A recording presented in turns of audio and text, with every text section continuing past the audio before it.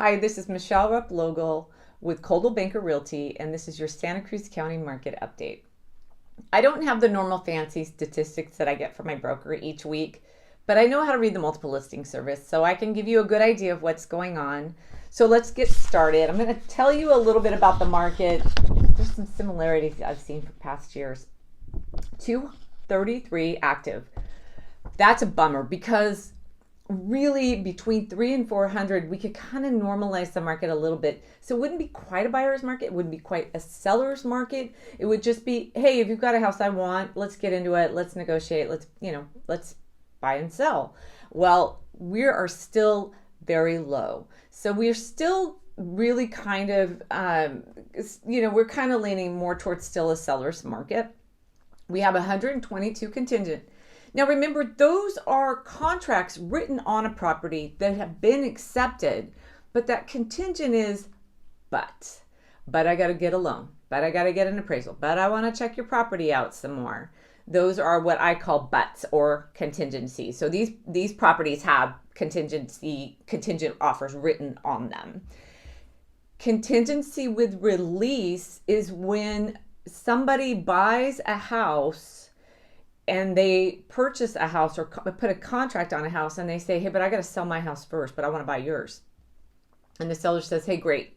But that contingency stays on for pretty much the length of the escrow. So you could see a property stay contingent all the way to the end, and you're like, wow, didn't they ever finalize their loan or finalize their appraisal, or weren't they done with the physical? Well, they might have done all that, but they still had to sell their house and complete that sale.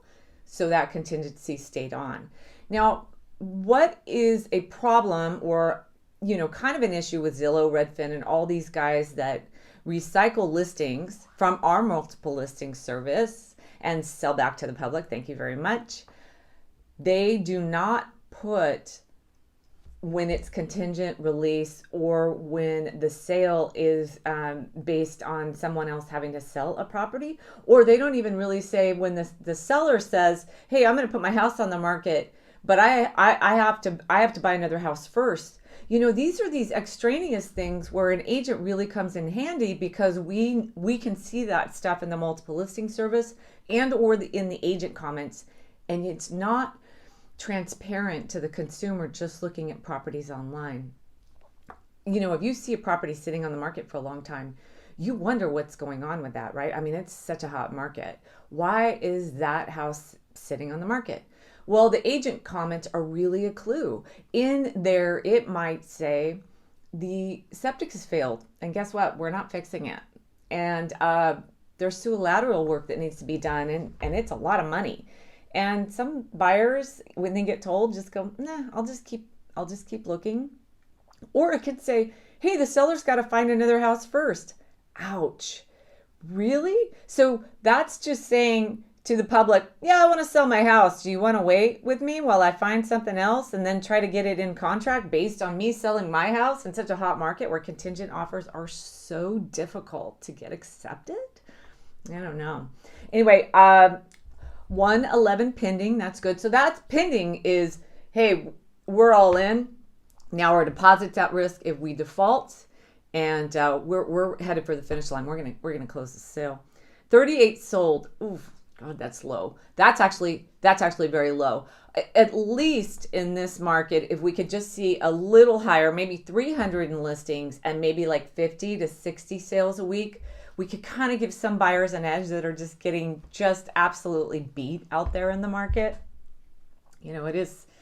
It really is what it is. Days on market for one listing I saw was 704 days, but you know what?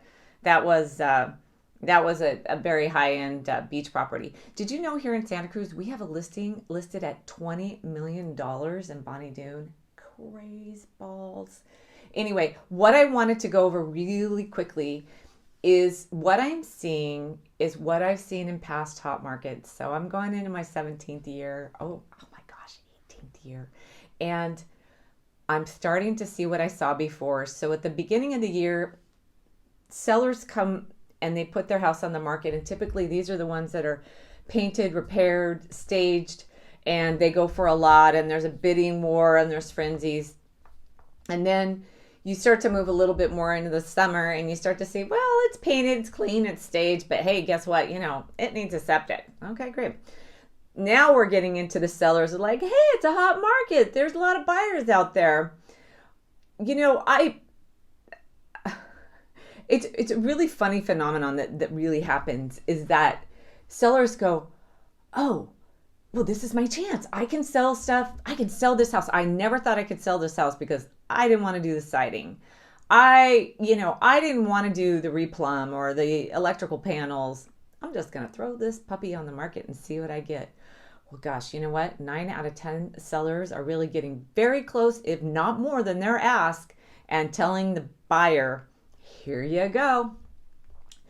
It happens in a hot market, in a very busy market.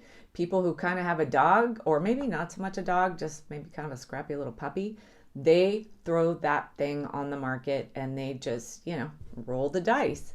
And I had an agent tell me yesterday, I've never seen so much junk. And I was like, well, I've seen junk before, but you know what? It was in a different market. So here we are. There are similarities. Now, I wake up to a different market every single day. And in the last couple of weeks, it's definitely been slower. And I think it's because people are getting back to school, going back into the office. We're transitioning despite the Delta variant. We are getting back in the swing of things. No matter how painful it is, we are going there. And that's slowed down the market just a bit. There might be some opportunity here if you're a buyer. Definitely if you're a seller, it's still good, but I would always recommend that you do as many repairs as you possibly can, not just the sexy ones like painting, but maybe that electrical panel that's, like a Zinsco or an FBE that are actually recalled or actually advised against having. Anyway, I've gone on way too long. If you want to continue this conversation, please subscribe, email me, text me. My information is in the notes below. Can't wait to hear from you. Thank you so much.